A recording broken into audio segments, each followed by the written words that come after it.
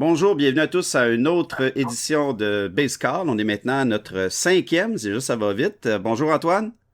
Salut Martin, salut tout le monde. Antoine Raymond qui est avec moi cette semaine comme à toutes les Ah, semaines. On vous promet des invités, c'est pas encore arrivé, mais on les travaille, nos invités, ceux qu'on a en tout cas on target. Je pense qu'on va les avoir avant qu'il fasse trop chaud. Je les espère en tout cas. Cette semaine, Antoine, on s'est prévu quelque chose qui est un peu plus désorganisé, contrairement à l'habitude où on est très organisé. Là, on a des sujets qui sont un peu épars. On va regarder ça ensemble. Tout d'abord, on va vous faire un petit spécial. On va vous parler de nos 5 meilleurs joueurs de baseball et on va évidemment aussi prendre le temps de parler de nos 3 lanceurs favoris. C'est au-delà du favori, c'est-à-dire que c'est une évaluation de qui sont les meilleurs. Et évidemment, moi et Antoine, on n'aura pas la même liste, fait qu'on va pouvoir un peu comparer tout ça et peut-être un peu s'obstiner sur quelques... En tout cas, vous allez voir au moins les différences. Où est-ce qu'on place les joueurs selon nous et quels sont nos critères. Ensuite, pour vos poules, Antoine a fait un bon travail cette semaine, a préparé 2, 3 petites choses. Tout d'abord, tu vas nous donner quand même encore des petits conseils sur le pick and drop. Hein, sur les joueurs qu'on peut exact. prendre et qu'on peut laisser aller. Puis aussi, d'autres conseils de poules. J'ajouterai mon petit grain de sel. En tout cas, on a évidemment des choses pour vous à ce niveau-là. Puis, pour débuter, j'aimerais ça qu'on entre avec, je dirais, des sujets un peu plus variés, mais surtout les belles controverses qu'on a eues cette semaine dans le baseball. Il n'y en a pas eu une tonne, mais il y en a deux que j'ai bien appréciées, et surtout les contre-coups de cette controverse-là. Je sais pas, Antoine, si tu as eu le temps de bien voir ou si tu as eu le temps de regarder finalement la fin de match un peu particulière qu'il y a eu entre Chicago et puis les Mets, où ça s'est fini au marbre. Alors, pour faire une histoire courte, c'était 1-0 pour les Cubs. Et puis, lors de ce qui a été la dernière frappe du match, Pete Alonso a décidé de s'en aller jusqu'au marbre et a fait une excellente glissade. Pour un gars de son gabarit, c'était une très très belle glissade. Et on a eu une controverse, c'est-à-dire on est revenu à la reprise pour voir s'il y avait eu obstruction du receveur. Et on a jugé qu'il n'y avait pas eu d'obstruction, donc automatiquement on a déclaré Alonso retiré puisque c'est ce que l'arbitre avait vu. Là où moi j'ai un problème avec ça, c'est que l'arbitre avait clairement manqué le bateau un peu, puisque la main d'Alonso, ça faisait vraiment longtemps qu'elle était dans l'entourage de la plate, comme on dit, sur le marbre, et que la balle est arrivée bien longtemps après lui. L'arbitre a décidé de caller out parce qu'il était un peu mal placé et voyait pas la main d'Alonso puisqu'elle était cachée par les jambes du receveur. Et évidemment, il a eu beau jeu parce qu'on est allé à la reprise et on est allé voir qu'est-ce qui s'est passé. Et à la milliseconde, évidemment, frame by frame à New York, on a pu voir que la main d'Alonso ne touchait pas parfaitement à la plate, était un tout petit peu au-dessus. Et que, selon les règles qui changent un peu de temps à autre, on a décidé qu'il n'y avait pas vraiment d'obstruction, même si le pied du receveur était sur le marbre avant que le lancer soit revenu, soit en sa possession. Toutes sortes de controverses. Et le problème avec tout ça, c'est de se poser la question, est-ce que c'est à ça qu'on veut que les reprises servent?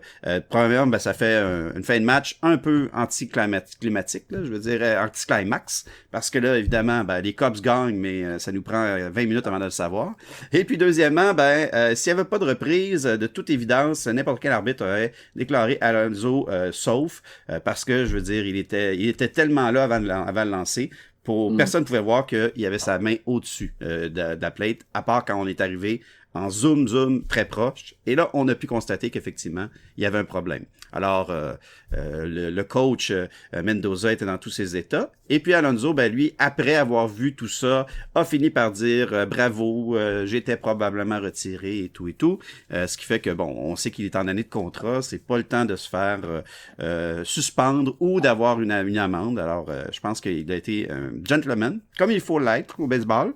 Mais dans ce contexte-là, je pense que ça a été un peu... On a passé ça sous silence, mais on en a parlé beaucoup, beaucoup dans les médias. Je sais pas, quel était ton avis là-dessus? Je sais pas comment t'as perçu le quiproquo, mais... Tu sais que je suis un grand fan des Cubs. Je Ah oui, en suis plus, OK. un... Ah, Oui, oui, je suis un fan des Cubs. d'accord. Mais je suis un fan des Cubs comme je suis comment je te dirais ça?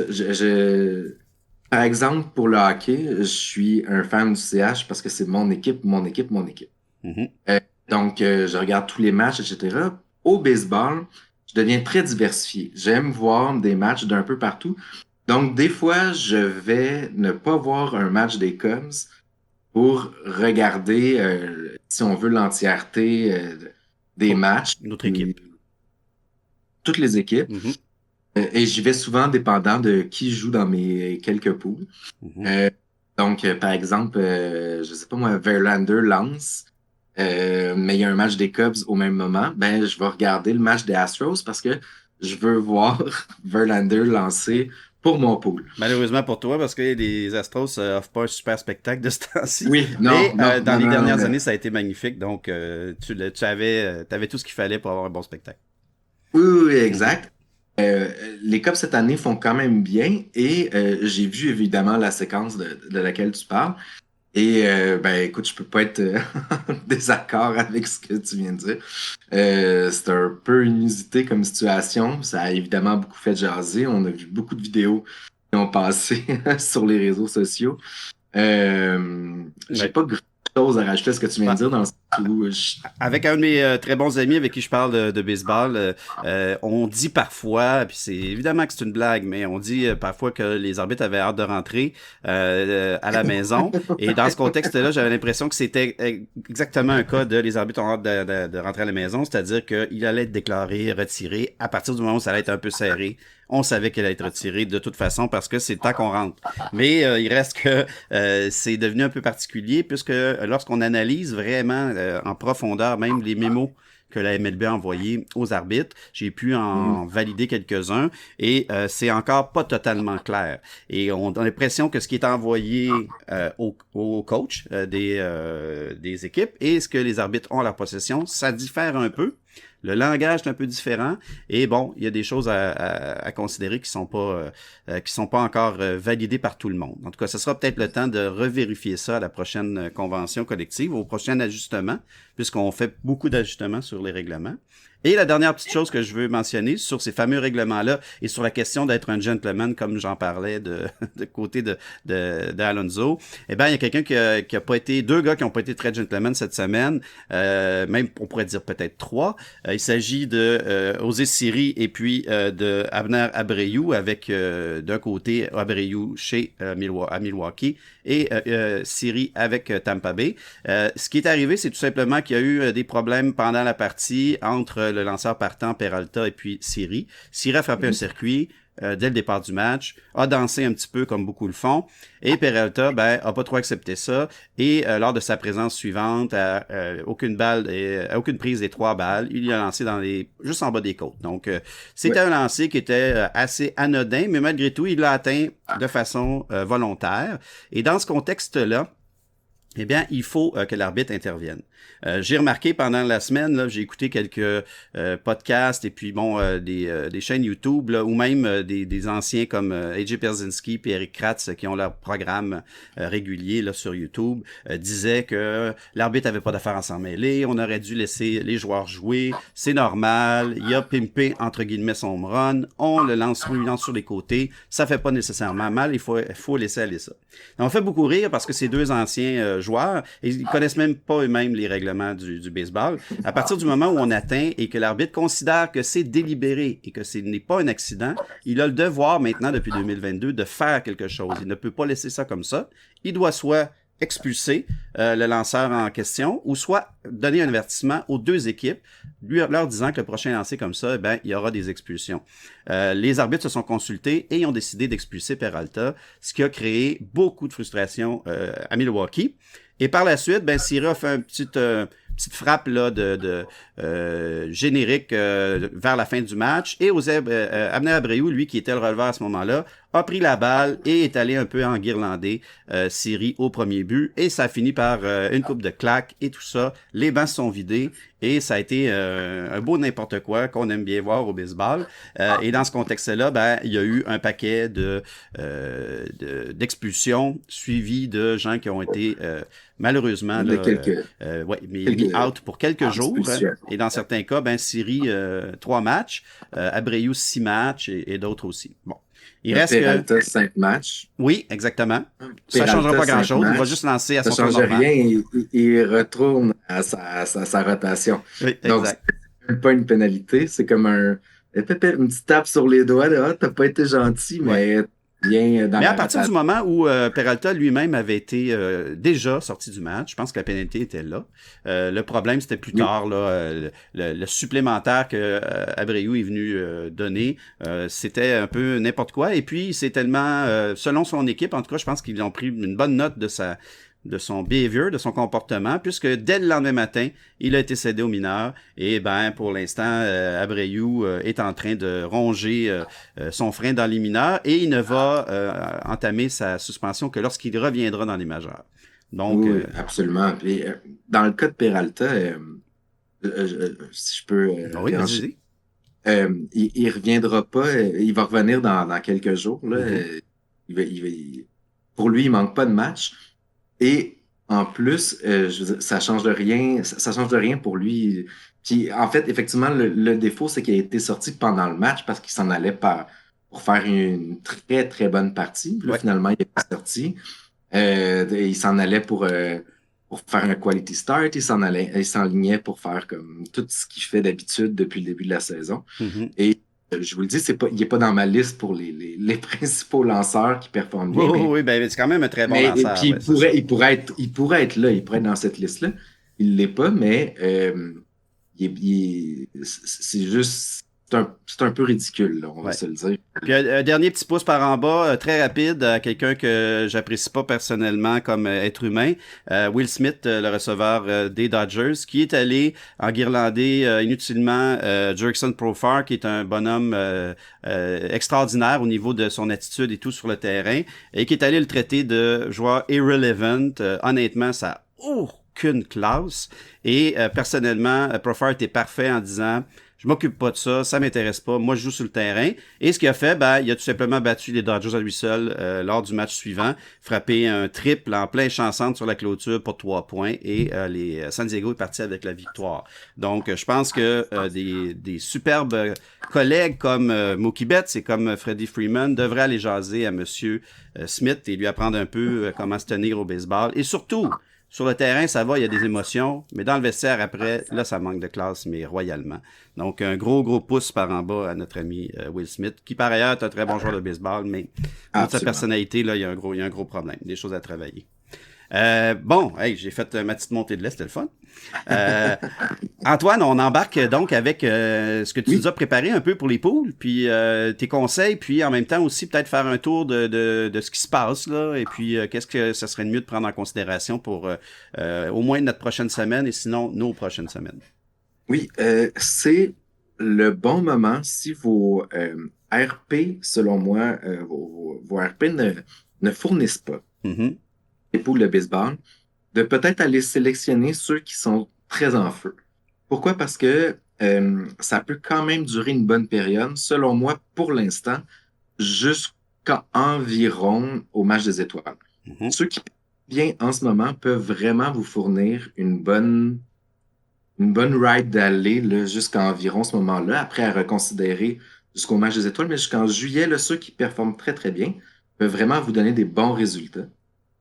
Euh, J'ai suivi ton conseil d'ailleurs il y a une semaine et demie parce que mes lanceurs de relève étaient tout simplement inefficaces totalement. oui. Et toi, en plus, tu as probablement un des plus surprenants de tous ces lanceurs-là, notre ami à Washington qui est Non, mais meneur ah non, pour les il est dans ma sauvetages liste à alors la que fin. Il est dans ma liste à la fin. Il est dans ma liste à la fin. exactement. Donc, je veux pas trop m'avancer puis brûler Oui, oui. tes punchs, mais vraiment, c'est un très bon conseil et je l'ai suivi moi-même.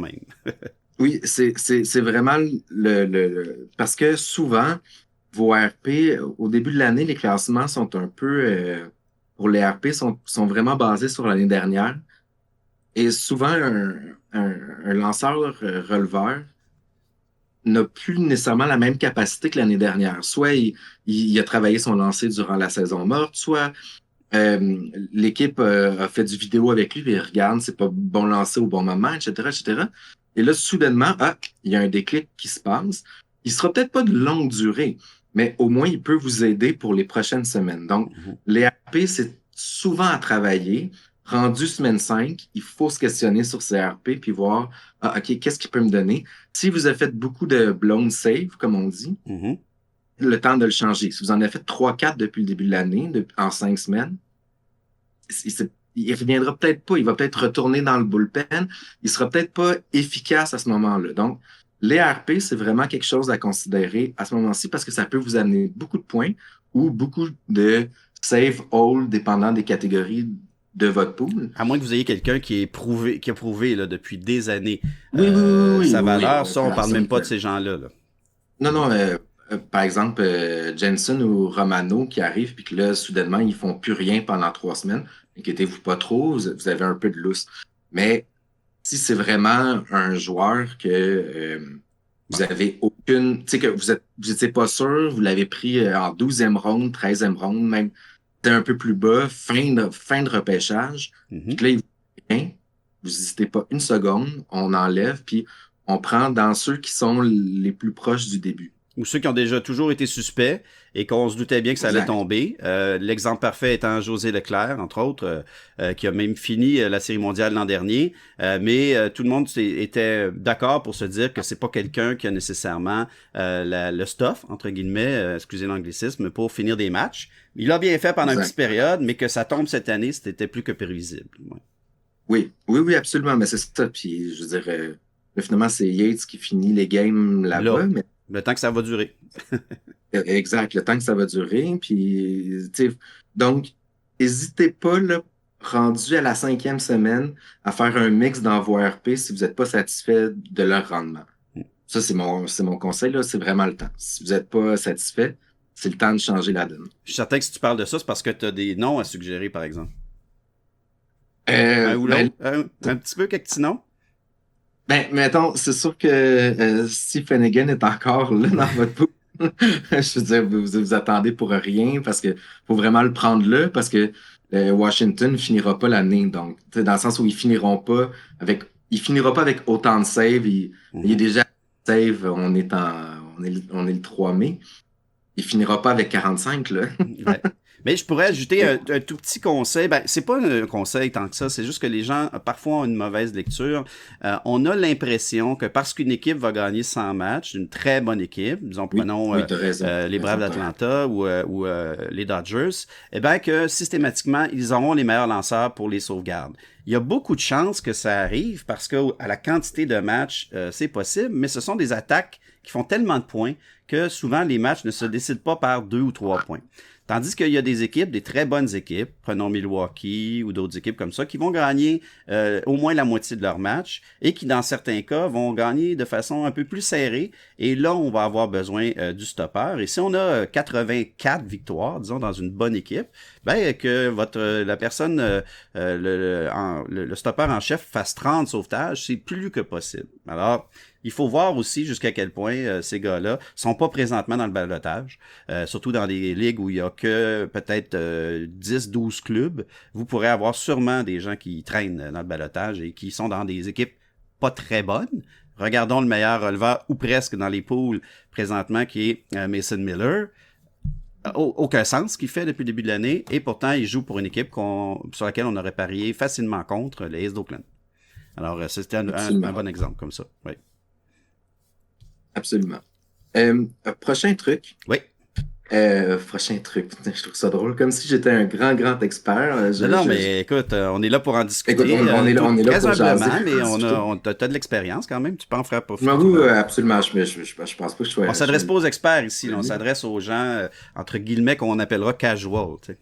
Oui, qui veulent des conseils. En ce moment, analysez le nombre Mhm. de, comme on appelle là, dans le bon vieux langage de pool, de drop and pick. Parce que ça change tout pour votre pool. Par exemple, dans notre pool, on en a 25. Nous deux, là, dans notre pool Oui, oui. commun, on en a 25. J'ai d'autres pools où j'en ai 15. Et il y en a d'autres où c'est limité. Donc, quand c'est limité, vous n'avez pas de questionnement là, à vous poser. Vous y allez vraiment au jour le jour. J'ai besoin de quoi? Puis souvent, quand vous avez un nombre de joueurs illimité, c'est que vous avez un pool où tout est bloqué pour la semaine au complet. On s'entend, parce que sinon, ce serait ridicule, là. Oui, Donc, oui, vous c'est ça, avez, pour qu'on n'en fasse pas à chaque jour. Là. Ça. exact, vous Mhm. avez un alignement qui est bloqué pour la semaine au complet, donc vous avez limité. Donc là, vous pouvez faire ce que vous voulez. Quand vous avez un pool, disons, quotidien, où vous devez refaire votre alignement à chaque jour. Il y a différents paramètres. Il y en a qui vont avoir, comme j'en ai un où il y en a 15, il y en a un à 25. J'en ai vu un à 30. C'est environ le maximum, là, 30 par année, là, quand vous avez un. Bon. Ensuite, oubliez jamais que vos drop and pick, si vous vous en allez pour être dans les séries, Mhm. moi, dans ma tête, je me suis dit, tout le temps, il faut qu'il m'en reste 6 parce que c'est important de pouvoir réactualiser vos semaines si vous tombez en série.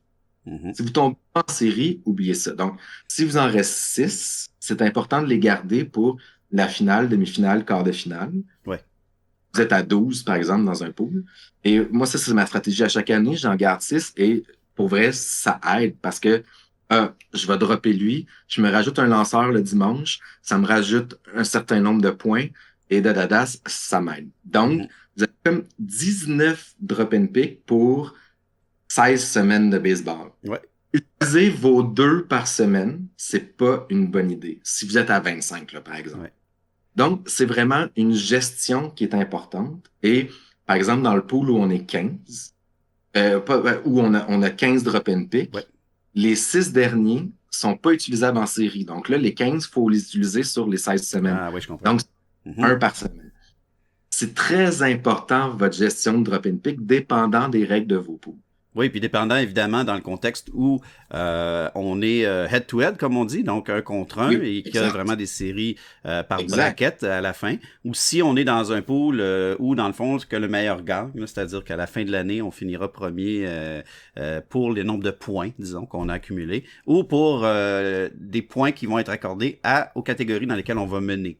C'est parfois ça Exact. aussi. Il y a tellement de sortes de poules, des Exact. fois on peut s'y perdre, mais les Oui, plus oui, c'est ça. classiques, disons, c'est le classique 5 catégories x 5, là. Donc 5 catégories pour les Oui, lanceurs, 5 pour les frappeurs. Les poules à points sur une saison au complet et les poules head-to-head, c'est-à-dire qu'on affronte une équipe pendant une semaine et à la fin, le meilleur aura une victoire, le moins bon aura une défaite. Puis on va avec des victoires-défaites à la fin de la saison. exact. Avec des belles séries, comme au baseball, comme au hockey, comme partout.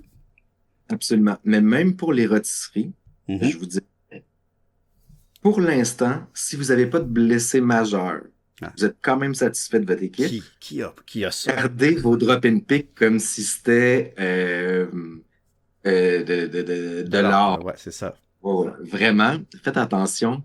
Les drop and pick, on peut vite s'emballer. Puis là, il faut vraiment pas que vous ayez trop de blessés. C'est ça qui est dangereux. Là, si vous avez Mhm. vraiment trop de blessés, si vous avez 8, 9 blessés dans votre pool, oui, vous devez agir. Mais agissez pas de manière agressive. Essayez d'en garder parce que si vous avez une autre vague en nous, ben, ça peut tuer votre pool de l'année.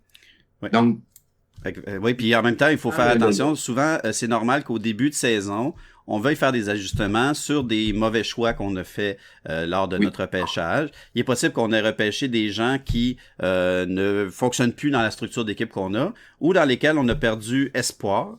Et on peut royalement se tromper aussi parce qu'on va jeter au mauvais moment, comme ça m'est arrivé il y a même pas 10 jours, de jeter quelqu'un en qui je ne crois pas nécessairement du tout sur l'année et pour lequel ben je gardais une place surtout sur le banc, donc à chaque fois qu'il faisait des points, c'était complètement inutile. Alors j'ai fini par le jeter pour qu'il fasse sa meilleure séquence en carrière et que 10 jours plus tard, il ait fait plus de points que tous les joueurs de mon équipe. Évidemment, présentement, j'ai une équipe qui est en léthargie totale. Je sais pas tous les joueurs, mais il reste que quand même, malgré tout ça, il a vraiment bien joué. Il a repris de la place dans l'équipe parce il y a eu beaucoup de blessés. Et là, il a fini par faire plus de points que tous les joueurs. Alors, c'est un beau pied de nez, dans le fond, sur le drop que j'ai fait de ce joueur-là. Mais le problème aussi, c'est que comme j'avais pas confiance en lui, je ne l'aurais pas fait jouer. Alors, il aurait fait des points, il aurait fait au moins 5-6 jours de points sur le banc avant que je me dise, bon, ben, coudonc, je vais le faire jouer. Ce qui fait qu'il faut toujours se poser la question, est-ce que ça vaut la peine de garder un joueur en quel on n'a pas nécessairement confiance, parce que si on est pour pas le faire jouer, ben, à un moment donné, ça finit par... comme on garde des joueurs en quels on a confiance, j'ai encore O'Neal Cruz dans mon équipe, eh ben j'ai confiance, donc je le garde, même si il me coûte très cher au niveau des performances présentement. Alors, c'est la même chose que de garder un joueur qui va pas trop mal, mais en qui on n'a vraiment pas confiance à long terme. Et bon, c'est ça.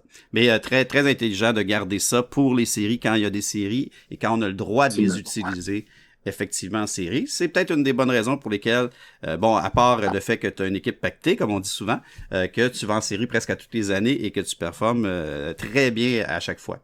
Donc, voici des trucs. Et pour ceux qui sont dans les pools avec Antoine, vous pouvez prendre ces trucs. Comme ça va faire un counter sur ces choses de Ben, lui. sais-tu quoi? Je voulais parler de ça parce que justement, j'ai vu que les gens étaient extrêmement agressifs sur les drop and ping. J'ai fait, ah, mais là, vous voyez pas le long terme, Ouais, là. c'est ça.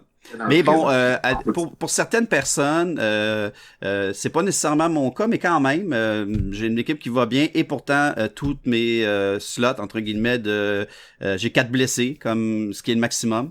Donc même si je considère que je suis épargné, par des blessures, pourtant j'ai le maximum de blessures.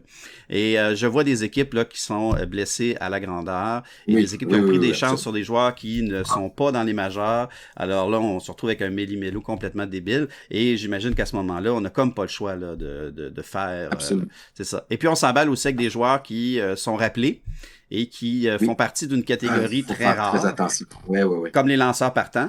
Alors, dès qu'il y a un lanceur partant qui est vu comme un, Écoute, un c'était grand mon espoir, on se dernier, garoche dessus. Tu sais.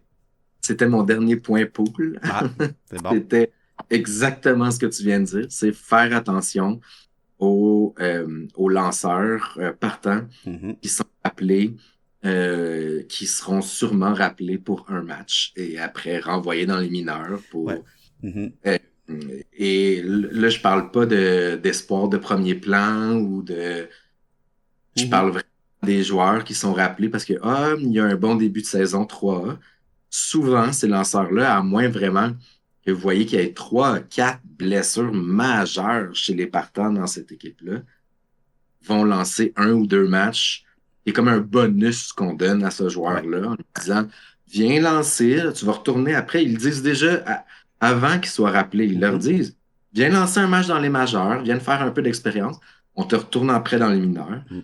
Donc, il faut vraiment faire attention à ces lanceurs-là qui sont sur le fringe, là, surtout ceux entre 22 et 25, là, disons, là, Ouais. qu'on rappelé, qu'on connaît pas trop, qu'on est comme il a été rappelé, et là, en plus que dans les listes Yahoo, le pourcentage de gens qui les récupèrent sont immenses, donc Ouais, on se ouais, ouais, dit sur les milliers, des milliers, je dirais pas millions, mais presque de ligues Yahoo, c'est assez impressionnant parfois, oui. exact, là, que voyons donc, ce joueur-là a tellement été sélectionné cette semaine, je vais le chercher moi aussi. C'est un réflexe que moi j'ai encore, qui est difficile à retenir, ce que tu fais, mais d'un coup que c'est lui. Oui, Faut exactement. Au juste faire final, bon, attention. il faut quand même suivre un tout petit peu l'évolution Oui, du oui, joueur exact. avant de le repêcher. Et le bon point que tu amènes, Antoine, c'est vraiment de valider quels sont les types de blessures. Donc, je donne un exemple très probant. La personne qui est allée chercher Bryce Elder, disons, lors de la Oui, dernière semaine et demie, a beaucoup plus de chances de voir Elder rester avec la blessure de fin de saison de Spencer Strider. Donc, on a oui. beaucoup plus de chances, mais ça m'amène à un petit point que j'ai trouvé très intéressant depuis 2 semaines approximativement. C'est l'incroyable, je dirais, personnel de lanceurs, mais surtout les partants des Red Sox de Boston. J'ai un ami qui est un fan invétéré de Boston et je lui en ai parlé même au début de l'année, à quel point le Boston, ça sera difficile au niveau des lanceurs parce qu'il n'y avait pas de lanceurs de grande qualité dans l'équipe. Et là, aujourd'hui, ben, Boston fait un pied de nez à tout le baseball majeur. Ça va pas durer, on est d'accord, mais là, c'est exceptionnel. Ils sont les meilleurs en tout point. Et ce qui me fait encore plus capoter, c'est que la moyenne de points mérités des partants, elle est de 2. Et 2, là, c'est Ouais. extrêmement bas, considérant que la troisième meilleure équipe des majeurs est à 3,01. Donc, il y a une seule autre équipe qui est dans les deux. Ensuite, on a les 28 autres équipes du baseball majeur. Et donc, vraiment, Boston est à un carrefour incroyable. Et ça, ben, si je vous nomme là, juste j'ai pris des petites notes là. Si je vous dis bon que le seul qui est un peu connu c'est Tanner Hook et que je vous dis que les autres sont Chris Well, Cutter Crawford et puis Winkowski. honnêtement, ce sont des gens, il y a personne là-dedans déjà qui avait été pris dans le draft au départ. Et même dans les blessés, qui sont Brian Bello, Luca Giolito, Nick Pivetta, Garrett Whitlock, ce sont des lanceurs auxquels on se serait peut-être pas lancé dessus. Peut-être Pivetta parce qu'il fait beaucoup de retraits sur 3 prises, mais les autres seraient restés en dehors probablement de nos choix de pool. Et même au-delà du choix de pool, Boston gagne et on avait pensé que ils étaient finis en plus avec toutes les blessures qu'ils ont eues depuis le début de l'année, les Trevor Story complètement finis, O'Neill qui est in and out, qui s'avère quand même le meilleur frappeur de l'équipe, mais qui se promène entre les deux, et évidemment, Rafael Devers qui veut pas débloquer parce que probablement son épaule est encore maganée. Incroyable les Red Sox, c'est assez extraordinaire, et ça, c'est ça la beauté du baseball, je pense, des choses comme ça. Vraiment, les Red Sox qui, malgré tout, un peu comme les A's, alors que personne n'y croit, a des joueurs qui, sur le terrain, veulent jouer au baseball et veulent donner ce qu'ils ont à donner. Et du côté des A's, ce sont que des jeunes qui sont allés chercher des transactions, des bons prospects qui n'avaient jamais joué dans le baseball, qui, là, on dirait, veulent jouer et veulent gagner. C'est pas une équipe championne, là. Ils ne jouent même pas pour 500. Sauf qu'on les avait mis les bons derniers de la ligue et ils sont capables vraiment de se démarquer. Ils jouent mieux que les Angels, ils jouent mieux que les Astros. Ils sont 3e dans leur division à 2 matchs de Seattle. C'est quand même assez capoté d'un point de vue d'Oakland. Et Boston a vraiment pas l'air fou. Fait que ça revient un peu à ton point de pool. Attention à qui vraiment est bon ou pas, parce que il y a encore aussi une petite partie de chance. Il faut connaître, bien sûr, mais quand on arrive avec des phénomènes comme Boston, c'est même plus une question d'être connaisseur, c'est vraiment d'arriver puis de dire, bon, écoute, Cutter Crawford, un bon jeune, a sa chance finalement, déjà, parce que tout le monde est blessé, et là, il lance vraiment bien, et puis c'est quelqu'un qu'on veut dans un pool. Tanner Hook, parce que là, il n'y a plus personne devant lui, c'est le meilleur de l'équipe, on le laisse lancer, on lui fait faire des matchs complets, c'est extraordinaire ce qu'il peut faire, alors on est vraiment tout va bien là, pour Boston. Tu parlais jusqu'au match des étoiles. Une petite prédiction très facile à faire, c'est que ces gars-là seront plus aussi top passer le match des étoiles. Ah ben non, c'est... Mais pour l'instant, effectivement, c'est ça. Faut en profiter. Oui, vas-y, continue. Non, je te disais, là, parce que moi, je te laissais la parole, mais je te dis, faut en profiter pendant que ça passe. Oui, c'est ça, c'est exactement ça. Ouais, c'est ça, faut en profiter, effectivement. Notre dernier point aujourd'hui, c'est vraiment celui qui est là pour amener un peu de discussion, de la controverse, puis en même temps, bon, un peu les gens qui nous écoutent, vont pouvoir saisir un peu quelles sont notre façon d'évaluer certains joueurs. Mais on voulait faire on s'est lancé un petit défi de donner notre top 5 de joueurs. On n'a pas exactement parti à 100% sur les mêmes préceptes, c'est-à-dire on a un peu une façon un peu différente, mais au moins on va vous l'expliquer avant de vous donner nos joueurs préférés. Et on va se lancer un peu avec ces joueurs-là. Je te laisserai commencer pour les frappeurs. Les frappeurs, les joueurs de position.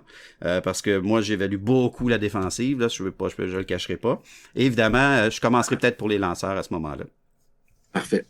En fait, on s'était dit 5 lanceurs, 5 frappeurs, 3 lanceurs. Exact. Donc, je vais y aller. Moi, j'y vais plus avec... je sais que toi, tu y vas plus avec vraiment du baseball au complet. Ouais. Qu'il soit blessé pour cette saison, ça va pas bien. Blablabla. Moi, j'y vais plus avec les 5 frappeurs qui, en ce moment, m'impressionnent le plus cette saison-ci. Parfait. Donc, ça va faire une variation dans nos listes, mais je crois qu'on va pouvoir se rejoindre. Et j'ai une mention honorable à donner aussi. OK. Mes 5 lanceurs, Mookie Betts. Les 5 frappeurs. Mes 5 frappeurs, pardon. Mookie Betts. Est-ce que tu les as mis vraiment dans l'ordre ou Oui, ils sont dans l'ordre. Parfait. Alors, Mookie Betts, numéro 1. Mookie Betts, numéro 1, mais là, ça, il n'y a personne qui est étonné. Si quelqu'un suit notre podcast, il n'y a personne d'étonné. Si quelqu'un suit le baseball en général, il ne sera pas étonné non plus. Oui, non, là, il n'y a personne d'étonné. Eli de la Cruz, 2e. Oui, tout à fait. Kyle Tucker, 3e. Oui.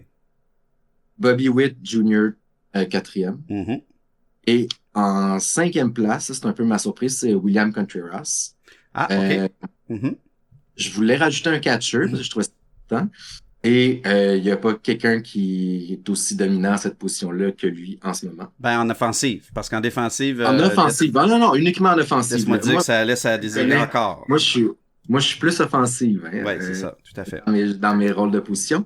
Et j'ai rajouté Tatis Junior, Oui, ben oui. c'était un peu mon top 6 si on veut.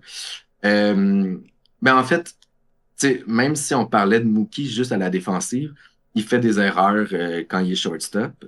Ouais, c'est pas extravagant, mais oui, C'est pas, effectivement. c'est pas extravagant. Là. C'est pas, Mhm. je donnerais pas, je donnerais pas un Golden Glove comme shortstop. Non, non, non, c'est ça, tout à fait. Mais il fait le travail, on Oui, s'entend. Euh, j'ai été vraiment là avec les performances offensives du moment, ceux qui donnent le plus à leurs équipes par OK. rapport à leur action.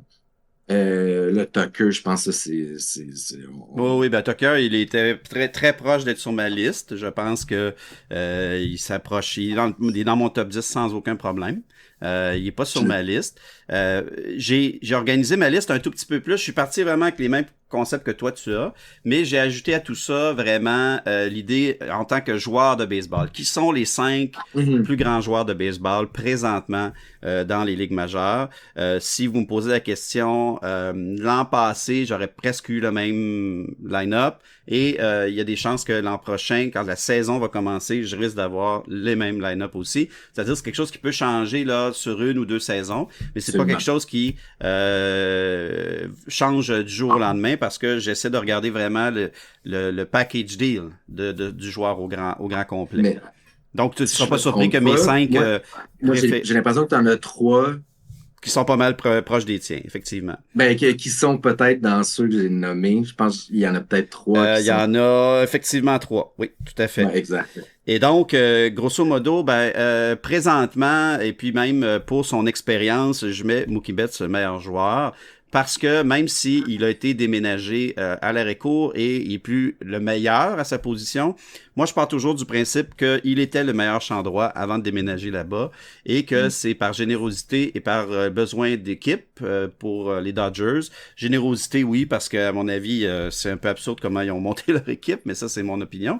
Mais il reste que, bon, il n'y a pas d'arrêt court et puis, Mookie Betts décide de faire et il fait quand même vraiment bien. Alors moi, je vois pas pourquoi il pourrait perdre sa place. J'aime aussi son leadership et son attitude de joueur. Donc, quelque chose que je reproche peut-être un peu à 2 des 5 premiers, mes 5 meilleurs joueurs, c'est un peu l'attitude. Et ce qui fait que même si le talent pur de Ronald Acuna est, à mon avis, supérieur à celui de Mookie Betts, je le mets deuxième, justement pour son manque de maturité, son attitude qui est encore laisse encore à désirer, et sa difficulté de sortir de moments plus difficiles comme Mookie Betts. Mookie Mhm. Betts n'aura pas des slumps comme Acuna a présentement. Même si vous allez me dire, ah, attention, l'année passée, au début de la saison, Betts n'était pas capable de rien faire. Ça n'a rien à voir avec ce que Acuna fait présentement. Il ne fait strictement rien de bon. Ce qui est un peu particulier pour Acuna, c'est qu'il est quand même premier avec Betts pour les points comptés.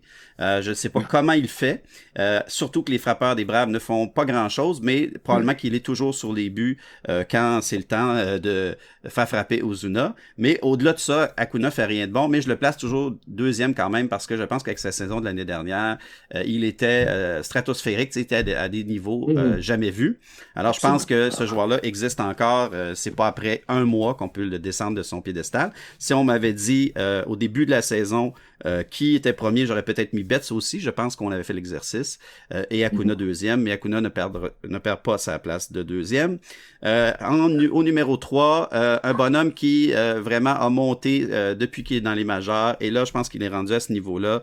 C'est Bobby Witt Jr. Pourquoi? Parce Mhm. qu'il joue la position la plus difficile, une des positions les plus difficiles du baseball. Il le fait avec un talent extraordinaire. Il est presque gant doré à sa position.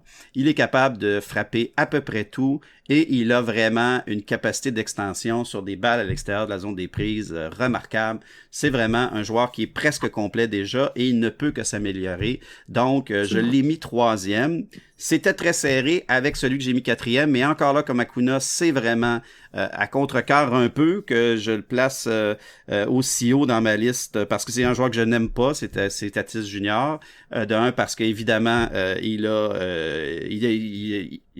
été suspendu et on sait pourquoi. Donc pour moi, déjà, ça a une grosse ça Mais amène un gros problème. Et ensuite, quel gars, hein? autant comme Quel, Acuna, je quel- déteste l'attitude. ouais. C'est ça. Ouais. Mais bon, il Mais reste que je le quel mets gant de quatrième. Tatis.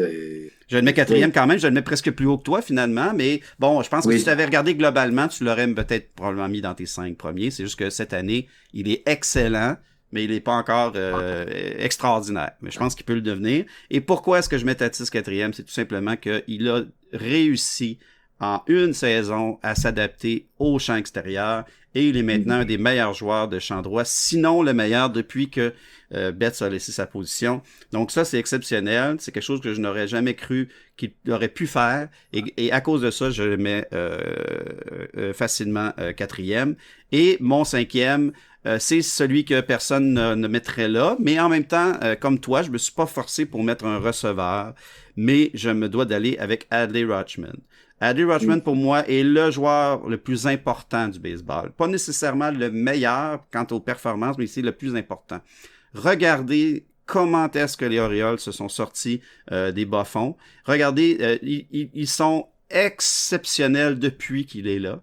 Il est la personne qui a remis un staff de lanceurs très approximatif sur les rangs. Maintenant, on a Corbin Burns qui est magnifique, mais encore après ça, ce sont des lanceurs qui ne sont pas prouvés. Et Adley Rutschman tient ça de main de maître. Au bâton, il est excellent. Il a parfois des petits ratés, mais il est excellent. Personne ne court contre ce gars-là. Sur les buts, en défensive, il est déjà gant doré. Donc, pour moi, Adley Rutschman est un des joueurs les plus importants, sinon le plus important du baseball, en assumant que la position de releveur est de loin la plus difficile à jouer dans tout le baseball. Alors, pour moi, il faut que ce gars-là mérite vraiment sa place. Et tant qu'il va être avec les Orioles, à mon avis, les Orioles vont gagner pendant un bon bout de temps. Grâce à lui, pas seulement lui, on n'a qu'à voir comment Anderson s'en sort cette année. Il est magnifique. Peut-être, ça m'a surpris que tu ne le mettes pas dans le top 5. Parce que je pense qu'il est peut-être numéro 1 pour le WAR présentement, Gunnar Anderson. Ça va peut-être pas rester jusqu'à la fin de l'année, mais il est dans les meilleurs. Mais j'y ai pensé, tout Moi comme aussi, j'y ai pensé. Kyle Tucker. Mais je pense que c'est Rutschman qui prend cette 5e place-là, sans avoir voulu absolument mettre un receveur. Pour moi, c'est un des joueurs qui m'impressionne le plus dans le baseball. Alors voilà, mon petit top 5. De la Cruz, non? De la Cruz n'est pas du tout dans le top 5 pour moi. C'est un gars qui va beaucoup trop, comme pour Judge, beaucoup trop de retraits sur 3 prises. Okay. Moi, un gars qui va à peu près 150, 170 fois avec le bâton sur l'épaule dans l'abri peut pas être un joueur extraordinaire. C'est quelque chose qu'il devra corriger. Et en plus, ça ne fait qu'un mois qu'il est magnifique, qu'il est le meilleur joueur du baseball, ou presque présentement.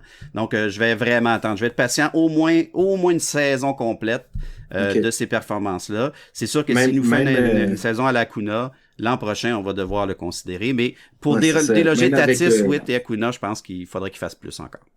Okay. Même avec 60 buts volés puis 30 coups de circuit. On verra parce que pour l'instant, il est même s'il est exceptionnel, à part pour les buts volés, parce qu'il est, il n'est même pas au même rythme qu'Acuna était l'an dernier. Donc, autant pour les circuits, les points comptés, tout ça, pour l'instant, s'il continue à ce rythme incroyable-là, il va en faire moins qu'Acuna ne fait l'an passé. Donc, il faut quand même, avant de le mettre dans le top 5, je pense qu'il faut attendre. Et il n'a pas encore le gant non plus de Bobby Witt Jr.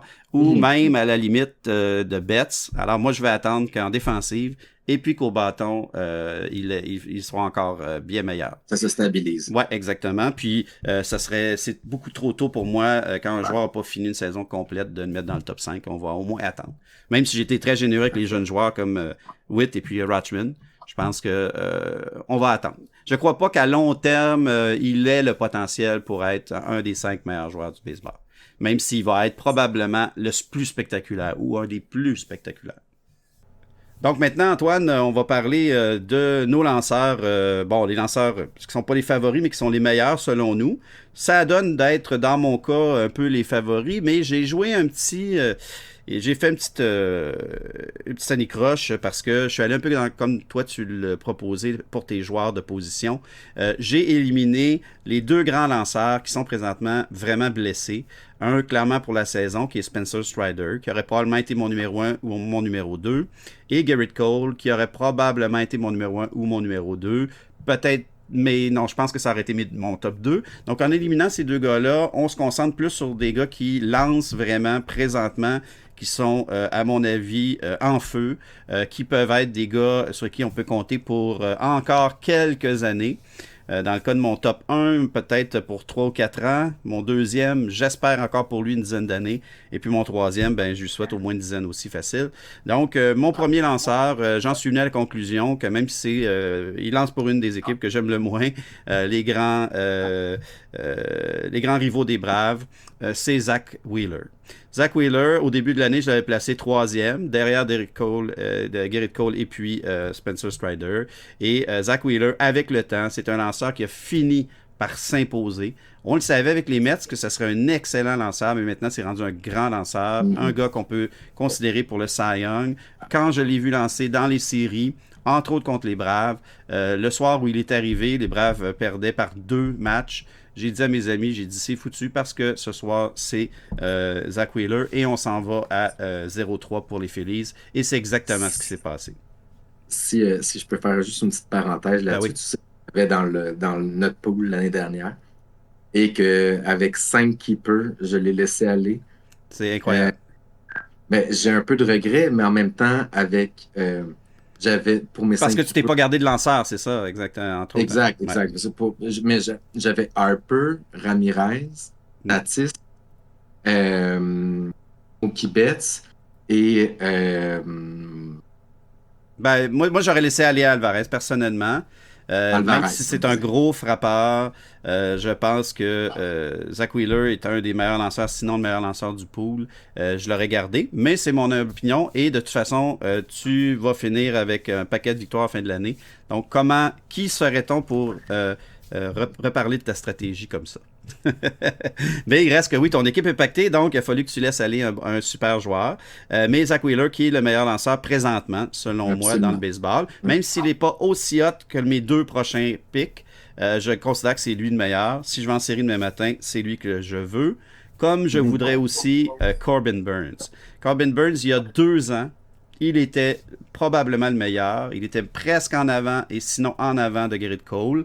Spencer Strider n'avait même pas émergé à l'époque encore. Donc, Corbin Burns, pour moi, c'est la grande acquisition Les Orioles. des Orioles. C'est ça qu'ils avaient besoin absolument pour devenir maintenant l'équipe qui peut aller en série et faire un bon bout. Et aussi d'avoir des lanceurs qui sont légitimes. Je ne Mhm. comprendrai jamais qu'est-ce qui est arrivé aux Brewers, comment on a pu laisser aller ce gars-là. Je sais qu'il y a eu des conflits, je sais que c'est beaucoup plus qu'une question d'argent, c'est une question de perte de confiance de Burns envers l'organisation, mais c'est un flop monumental pour moi, en tout cas, Corbin Burns à Milwaukee. Il aurait dû garder ce gars-là pour au moins 10 ans. Et là, ben, il est trop tard. Oui, dangereux pour les blessures, on le sait, mais là, il a été reconstruit. Hein. C'est un Corbin Burns 9 qu'on a. Alors, je pense que un Corbin Burns 9, c'est un des 3 meilleurs lanceurs du baseball. Peu importe, même si Strider et puis Cole seraient là, il serait dans le top 3 ou 4. Alors, je le mets deuxième. Et mon troisième, j'ai laissé la place, et là, c'est pour ça que je te dis, je regarde vraiment présentement le meilleur lanceur du baseball, de toutes catégories confondues, pour ce qui est dans la performance, c'est Tarik Skubal. Ce gars-là est tout simplement infrappable. Il a 4 balles magnifiques. Il contrôle les matchs comme j'ai rarement vu, je dirais, depuis une quinzaine, vingtaine d'années. C'est un Tom Glavine en puissance, un gars qui va travailler les coins de plate, il travaille avec un changement de vitesse qui n'a aucun bon sens. Et je pense qu'effectivement, on a attendu longtemps. Les 2 Tommy John ont fait très mal dans sa carrière. On a attendu longtemps avant de le voir éclore. Et là, cette année, il est à son meilleur. Et je dirais que le seul problème, pourquoi je le mets troisième, c'est parce qu'il n'a pas encore prouvé toute sa durabilité et toute sa capacité sur le long terme. Et c'est quand même pas encore un gars qui est prêt à faire l'économie de lancer pour aller loin, loin dans les matchs, c'est-à-dire même faire des matchs complets, comme Wheeler et puis Corbin Burns peuvent le faire. Mhm. Tarik Skubal est au point où on l'économise beaucoup. Je pense même à son match où on l'a retiré après 58 lancés, alors qu'il avait lancé 50 prises. J'ai jamais vu ça dans l'histoire du baseball. Parce qu'on veut vraiment pas qu'il se blesse. Mais je pense que c'est le meilleur lanceur. Pas nécessairement pour un pool, mais à regarder un match, il est tout simplement incroyable. Donc, c'est mon top 3 des lanceurs pour moi personnellement dans le baseball présentement. Et Écoute, toi, Antoine, quel est oui, ton top 3? mais je barre quelques joueurs là, de ma liste. Euh, Je vais y aller quand même avec Tyler Glasnow parce que sa balle OK. rapide n'a OK. aucun sens. Euh, Pourquoi pas? Ah oui, oui, il était dans ma Il a été liste du top tellement 5 là. blessé à Tampa Bay C'est et ça. que on dirait qu'on ne le remet pas au-dessus de la pile. Mais là, cette année, pour l'instant, il n'est pas blessé Ouais. et il lance avec une vélocité qui a absolument aucun Mhm. sens. Donc, je le mets là, je le mets dans ma liste. J'ai Ranger Suarez aussi avec les Phillies. OK. Euh, Parce qu'il est capable de faire un peu tout, capable de faire un peu n'importe quoi. Il est capable d'y aller avec une variété de lancers qui est intéressante. Euh, un autre nom que je t'avais lancé au début de l'année et que tu essaies quand même d'aller chercher de manière agressive dans notre pool avec des échanges, je vais mettre Logan Gilbert. Pourquoi? Ah oui, ben oui. Euh, pour, pour la constance. Mhm. Tout à fait. Vraiment pour la constance. Mhm. Pas un lanceur d'exception au sens spectaculaire. Il n'est pas spectaculaire. Oui, mais il est Mais vraiment bon. Mm. quelle efficacité. Tout à fait. Quelle Tout à fait. efficacité. Et en passant, j'essaie de te l'échanger, surtout parce que tu veux avoir Joe Ryan. Oui, ben c'est ça. Et j'essaie de Joe trouver Ryan était mon des à quatrième peu choix. près équivalences. Là. Mais selon Oui, moi, Gilbert, peut-être pas nécessairement pour un pool, mais dans la vie de tous les jours, est clairement supérieur à Joe Ryan. Aujourd'hui, là, maintenant, pour jouer un match de baseball, je le prendrais avant Joe Ryan. oui. Ouais. C'est ça, c'est que Logan Gilbert, tu le sais que euh, ça va être stable, il va être Mhm. vraiment son quality start. Il va pas te faire un 6 manches dégueulasse. Non, ça va Il va arriver peut-être très rarement. il va peut-être avoir un circuit, 2 hits dans le même manche, puis là, ah bon, c'est payant, il y a un autre. Il va peut-être avoir tu sais, 2 points contre lui, mais sinon, là, de manière générale, très, très, très, très stable. Oui, Euh, vraiment.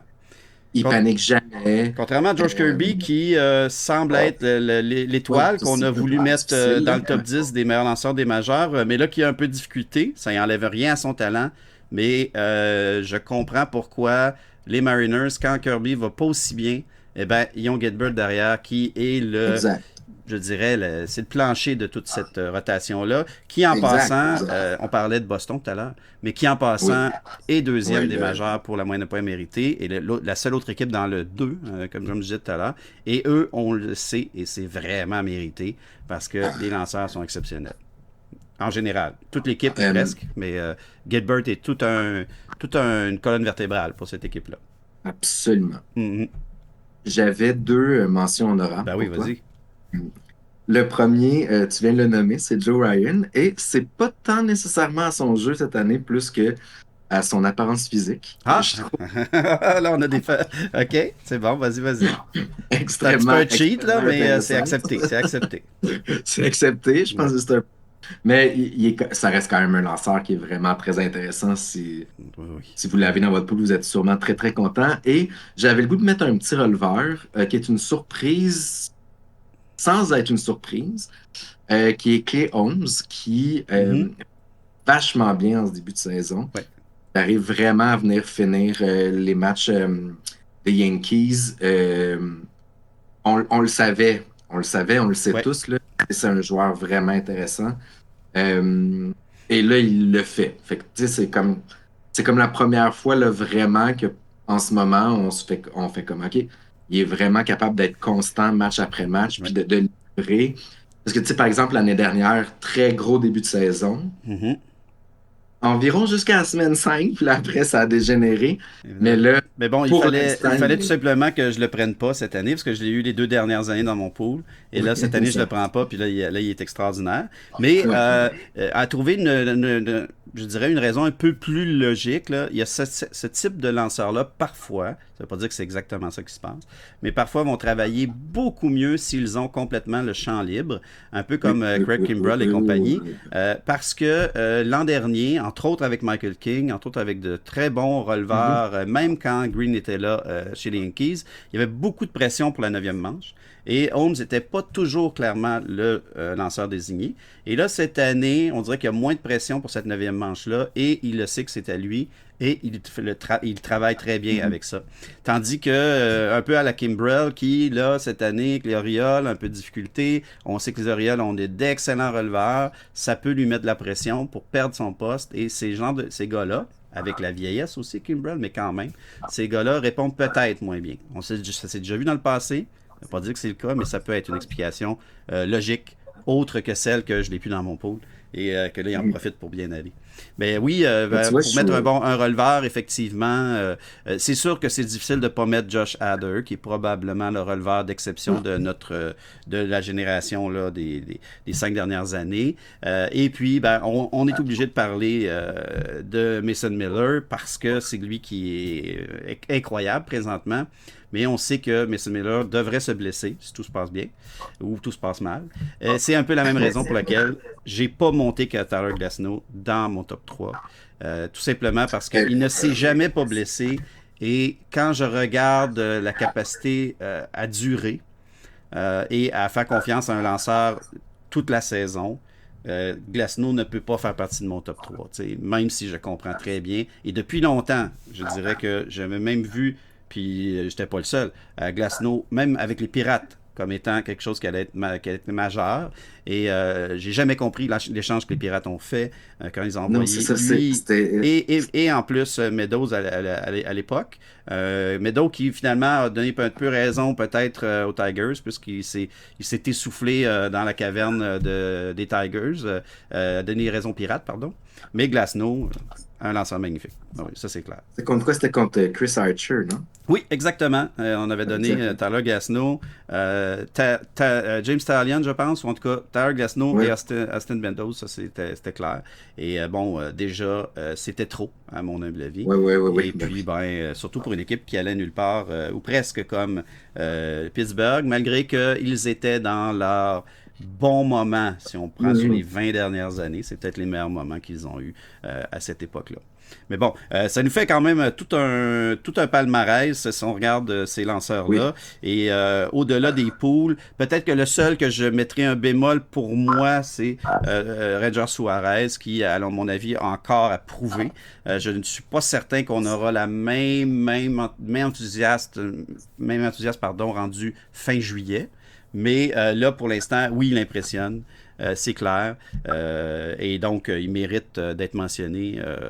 Tout le mérite lui revient, finalement. Absolument. C'est ça. Et il performe vraiment bien. Puis ça aide les Phillies. On regarde maintenant que les Phillies ont 3 bons lanceurs. Ils ont toujours eu 2 grands lanceurs et ils ont toujours de la difficulté avec le 3e. Et là, maintenant qu'ils en ont 2 superbes lanceurs et un excellent. Là, ils sont dans les meilleures équipes du baseball. Pas juste dans les séries, mais pendant qu'on joue la saison.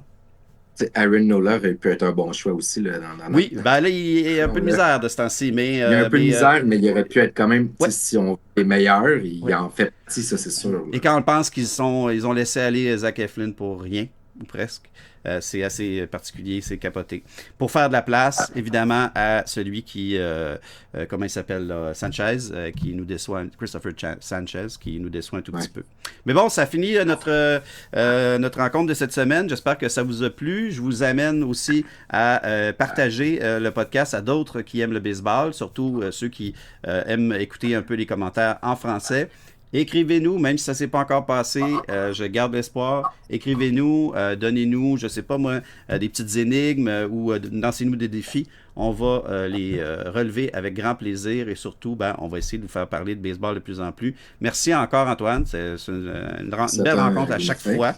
Et comme promis, on va arriver avec des invités éventuellement qui vont revenir brasser tout ça parce que ça va être le fun d'entendre d'autres opinions que nos 2 opinions. À un moment donné, les gens vont s'habituer à notre type un peu, je pense, d'intervention. Fait qu'on va amener quelqu'un pour venir brasser un peu la sauce au bon moment. Bonne semaine, Antoine. Puis on vous revient la semaine prochaine encore avec un autre Base Call. À la prochaine, tout le monde. Merci. Bye, au revoir, tout le monde.